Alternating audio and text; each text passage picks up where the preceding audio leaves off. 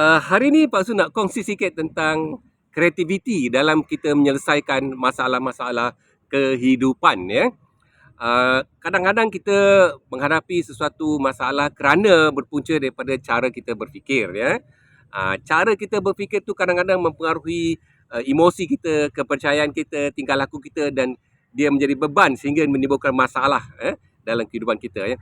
Ada 3 cara yang kita boleh kreatif, ya, dalam menghadapi masalah.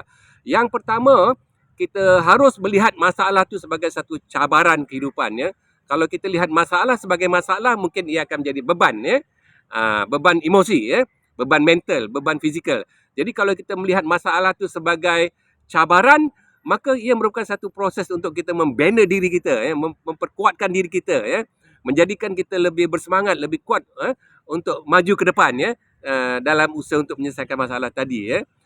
Yang kedua, kita juga harus melihat kegagalan sebagai satu maklum balas, ya, bukan sebagai satu penamat, ya. Makna kalau kita gagal, ya, dalam sesuatu perkara, ya, kita lihat nianya sebagai satu maklum balas. Maknanya dia memberikan satu maklum balas kepada kita. Kenapa kita gagal? Apa kelemahan kita? Apa patut diperbaiki, ya, untuk kita tidak mengulangi kegagalan tersebut, ya. Jadi ini juga satu pendekatan yang kreatif.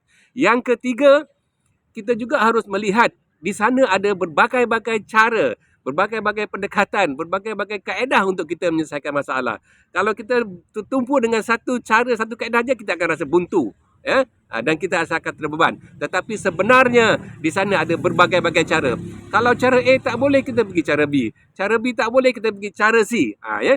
Jadi kalau kita dapat lihat bahawa masalah-masalah itu boleh diselesaikan dengan berbagai-bagai cara, ya, sama ada kita sendiri yang memikirkan atau kita berbincang dengan orang lain, maka kita akan dapat sekurang-kurangnya menyelesaikan masalah kita atau meredakan tekanan yang kita hadapi akibat dari masalah yang timbul itu, ya.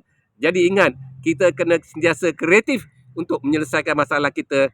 Jangan sekali-kali kita rasa buntu, ya, rasa tertekan, ya, rasa tidak ada harapan, rasa tidak ada peluang untuk kita keluar daripada belenggu masalah itu.